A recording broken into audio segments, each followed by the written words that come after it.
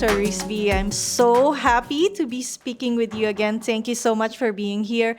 Now, my first question, we are here in Dubai, AIBC Eurasia. What do you see are the biggest gaps in terms of, in this industry of assurance and certification, of course, independent labs in this region? Thanks for inviting me here. It's a pleasure, like always. AIBC is a great initiative. And like you said, it is artificial intelligence and blockchain and crypto. We're talking about everything in the same place. So there is no gap in technology. Okay. The gap is in culture. There is so much innovation happening in this area that they feel, or everyone feels, that we're doing the best thing in the world. However, it is in context with independent testing and compliance. If you look at from that point of view, then the challenge is the culture. They are not trained to make sure that they produce something which is compliant. And actually, it's not. I won't say that the real challenge is that the certification or compliance requirements are not defined as well at the same time. So it's a multi-facet issue where the challenge we have is that we are in an era where technology is in every day is changing. Regulators are far behind, and then we expect that they produce a product which is very compliant, very secure. This is unreal. So this industry is in the hand of innovators. They love to do new things, Yeah. and they enjoy it. And regulators' problem is they don't understand, or they are just following it. So they want to make it secure for the people who are using, because as you know, the real reason why regulators do that is that they want to protect the vulnerable. And Of who is course. that vulnerable? That's us. So it's a game. We are chasing that, how to make sure that they produce a safer product. So in short, I see there's a beautiful products, there are beautiful technology, a lot of innovation, and we need to bring a culture where they consider that this is also required, and compliance and security should be done the foremost. No, I need to be honest. I was surprised that you mentioned culture. I guess that's the first time that we're talking about it, and you brought it up about, how companies need to look at it. Because, again, you've mentioned it's the culture, it's a difference between cultures, really. Now, my next question would be, what are the biggest myths or misunderstandings that we need to address right now in the space? Again, certification point of view, Yes, yes. the myth is that anybody who is testing you, auditing you, or certifying you is a showstopper. They are the blockers. They don't want innovation. Actually, this is the biggest myth. And Okay. yeah, and Let's unwrap that myth then. yes, why it is that basically one has to realize that our role is to ask the hard questions before the product goes to public, before the regulator asks these questions. So basically, we are the one who want to hold the hand and say that, guys, want to produce something which is new as well as safe, and it is ready for the market. But the problem is that, it starts at the end. Yeah. So it is very difficult to do that. Another myth I would say would be that if product is if compliant, it means it's secure.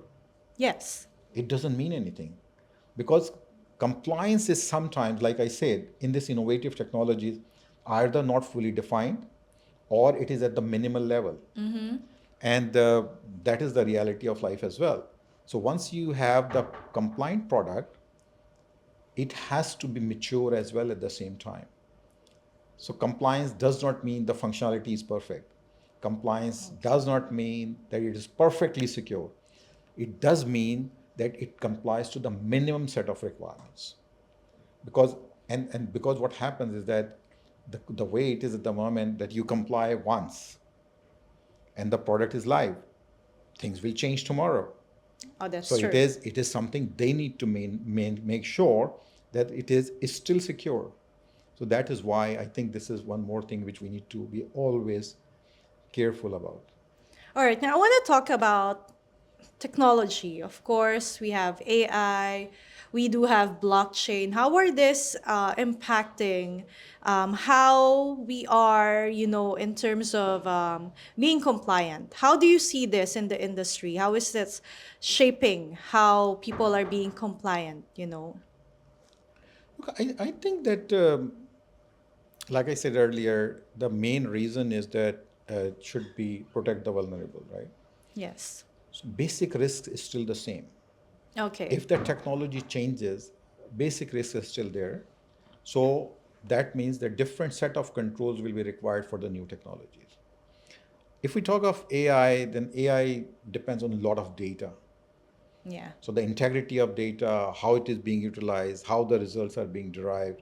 Now it's a different way of testing as opposed to there was a very deterministic system before the code was written in a way and you could review the code and you say, oh guys, I have read everything. I know exactly what this product is doing. But this is determinist, this is something which can be changed, Yeah. which will change. So Mm-hmm. that means you need to think differently. Similarly, you talk of blockchain, there's a Yes. different trust level. Yes. That trust level is not on the people, trust level is on the code and the contract, and this is what you're trying to do. So we need to understand that when there are the different products and different dynamics, the decisions are being taken, in milliseconds. So there should be a different way of testing it. So this is where the things are changing. And test labs or testing environments, regulators, they need to be sure that they make sure that the things have accordingly tested. Otherwise, then you will be really a blocker, Mm-hmm. or you will be the one who won't be able to do the right thing. Right. Did I answer your question? Yes, yes. And I guess I think the message here is, um, as you've mentioned, it doesn't need to be perfect. And I guess there's no such thing as one, right? Now, I want to look No, ahead. sorry, but it has to be perfect to an extent Of that is course. doing the right thing. It's not that it is not giving the right answers. It's not hallucinating. So that means you can't use that product. You should know that there is a problem with this product, but to an extent. It But the should way meet it the should be, standard. Yeah, yes, it should meet the standard, and you need to change the way you test that. right. All right, now looking ahead, 5 to 10 years from now, how do you see things are changing? Maybe not changing or improving in the space? Yes, very important question and very good question.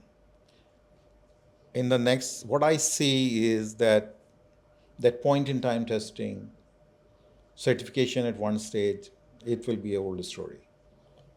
The Okay. systems will be tested every second. That is continuous compliance.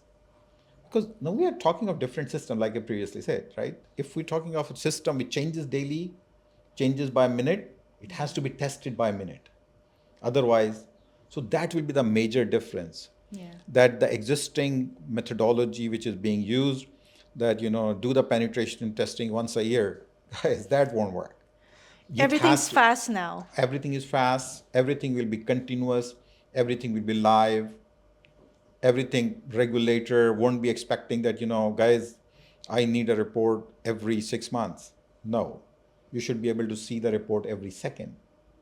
So that means the operators, regulators, testing bodies, compliance companies, they need to work together quite a lot to make sure that the testing is done, certification is done every day.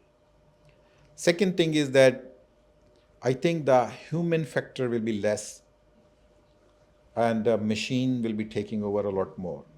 Because, Okay. if the decisions are taken in milliseconds, Yeah. you need to test that in a millisecond. Someone cannot observe that, that decision was right. So that means it will be the machines, it will be the tools who will be taking this job. Having said that, it does not mean that there will be less involvement of people. It's still decisions will be made by people, but machines can provide the right data so that you can make the right decisions. I think that would be a major shift from current landscape to the future landscape. Yeah, in the next decade now, I feel like somehow operators or regulators watching this, they might feel overwhelmed. Your final words to them. Oh, not as I don't think they should be, because look, they are operators are the one who are using this technology providers. This industry is very, very good from that point of view. They embrace the latest technology because they have got means to do that, and they have got reasons to give it, present it to the people. So if this is changing, so someone has to look at it, someone has to approve it, and someone has to make sure that it is going in the right direction. Always great to pick your brain, Dr. Rizvi. Thank you so much for your time. You're most welcome. Thanks for inviting me. Thank you. I appreciate it. Thank you.